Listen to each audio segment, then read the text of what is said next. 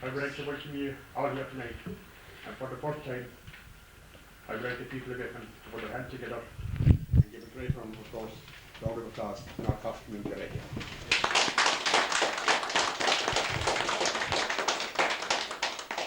I must introduce the team to you now. Here on video we have Gary Hayes. Here on sound we have Mike Murphy. He makes up jaws. I'm going to come to the MC here. Min may come and min may go. Listen to this now. But Jimmy Reidy will go on for it. Hey.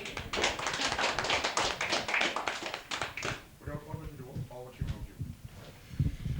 Well, we're delighted to be here with you tonight, and we hope we'll have nice recording with you, have stories and music, and Veronica will start us off.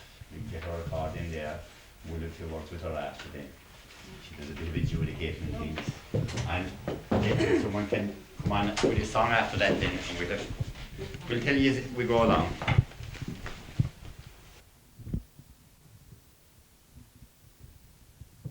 Right, so. I'll just say first of all. And first here in Iffin we have Veronica O'Shea on the accordion and some Irish traditional music.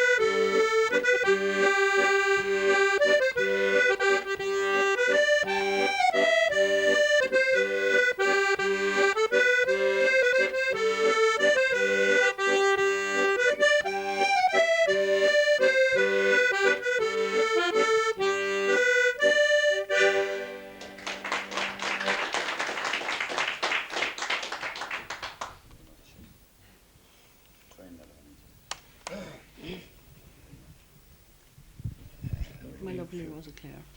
All right. Veronica continues now with My Lovely Rose of Clare.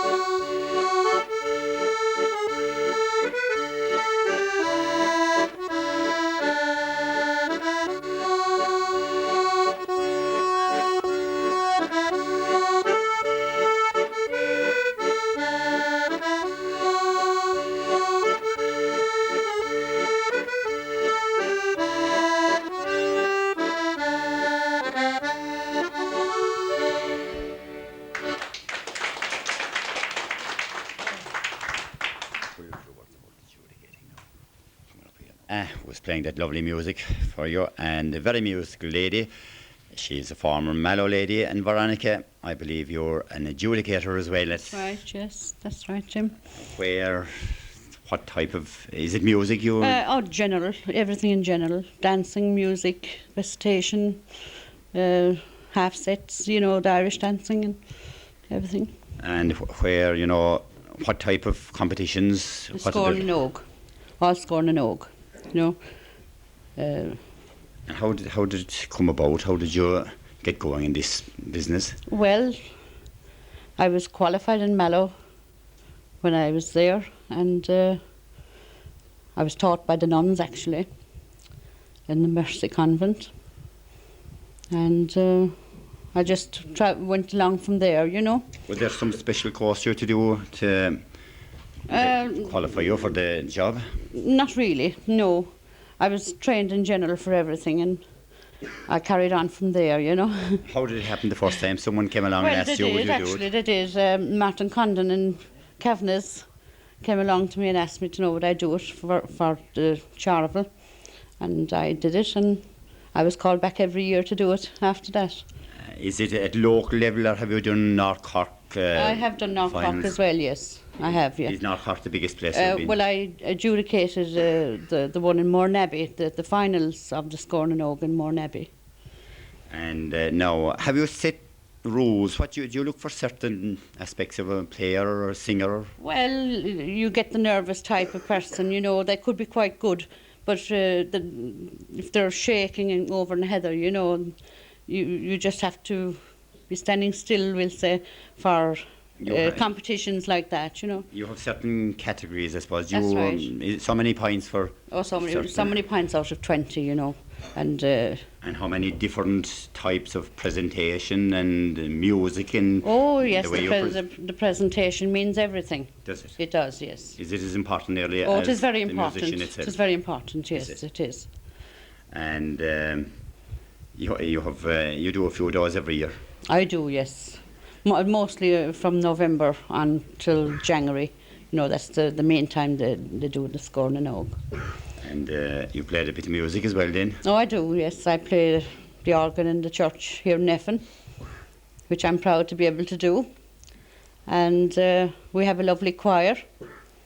And I believe you sing in that choir? Well, I used to sing until I started to play, you know. But it's very hard to do both, as you know. And sometimes I give them a hand, all right, you know.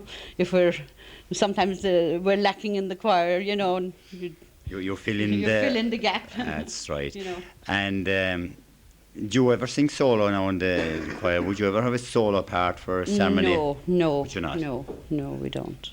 And of course you sing the odd song at the concerts and things then, yes, I believe. I do. And we might trouble you now for one of those songs, Veronica. Any drink they like. And Veronica is along now with a great number, very popular last year there. Jim Buchanan was the man that made it popular, number called Grace.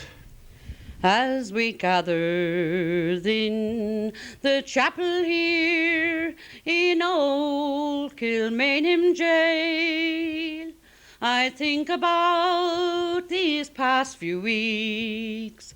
Oh, will they say we failed? From our school days they have told us we must yearn for liberty. Yet all I ask in this dark place is to have you here with me. Oh, Grace, just hold me in your arms and let this moment linger. Then take me out to Dun and I will die. With all my love I place this wedding ring upon your finger. There won't be time to share our love, for we must say goodbye.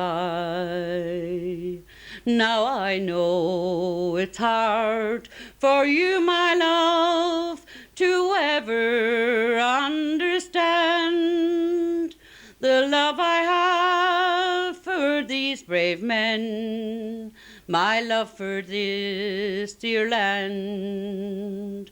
But when Padre called me to his side down in the GPO, I had to leave my own sick bed. To him I had to go. Oh, Grace, just hold me in your arms and let this moment linger. Then take me out to Dun and I will die. With all my love I place this wedding ring upon your finger. There won't be time to share our love, for we must say goodbye. Now as the dawn is breaking, my heart is breaking too. On this May morn as I walk out, my thoughts will be with you. And I'll write these words upon the wall so everyone will know I love so much that I could see his blood upon a rose. Oh, Grace, just hold me in your arms and let this moment linger. Then take me out to Dun and I will die. With all my love I place this wedding ring upon your finger. There won't be time to share our love, for we must say goodbye. Oh, there won't be time to share our love, for we must say goodbye.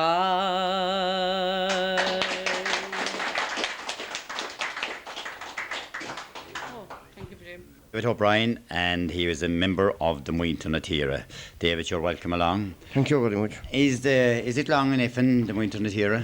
The Muintir na Tíre was established here the 18th of March 1949 by the Reverend Father James Maloney, was the PP at the time. And there was a specially convened meeting held above at the school. That was the inaugural meeting. Was there many at that first meeting, Dave? Well, actually, I wasn't there, but I have dim details from the minute book the minute book, the original minute book, is in my possession. And was it very strong at that time? The internet here was very strong in the country around that time. Oh, it was very strong, definitely. That wasn't long founded at that time. Canon Hayes. No, Canon Hayes founded it in 1937. That's right. And it was getting into its peak at that time, I'd say. Yeah. Would you say it lasted for many years then? You know, it isn't. It's in a very weak. It's in a bit of a decline now, definitely. Would you say that the community councils have taken over from it? They have affected it a lot, all right. Yeah. I'd say it went into decline, I'd say, around the middle of the late 60s. Was it a great advantage in a parish? Oh, it was definitely a great advantage here. Was it? It was. You built a hall? Because, I mean, the parish at that time was in a very run-down state. What way would you be talking there now? What is it facility-wise? Everywhere. And church property-wise and cemetery-wise, road-wise. Would you say that you had power then to influence the council or something when you spoke about roads there? They had. When I was reading the minute book now, I read the minutes of the early meetings here. It was 1950 I came in. And the members at that time now, they're all departed now actually. There was Dan Brown and Justin McCarthy. And you had the Reverend Father McCarthy, he was the curate here at that time. They established deputations and they actually went into the county council and they brought pressure on the county council to do something about the roads. They were in a deplorable state at that time. You'd say we'd want them again at the moment, would you? I would, I'd say. There's a lot of potholes coming around anyway. There's another one here and there. And other members there now, can you remember him back there, Dave? There was a gentleman there, I think he was very active in it. Was he your secretary? Bertie? Oh, he was here at the original meeting. Bertie Prendergast. He was a live wire from the very beginning.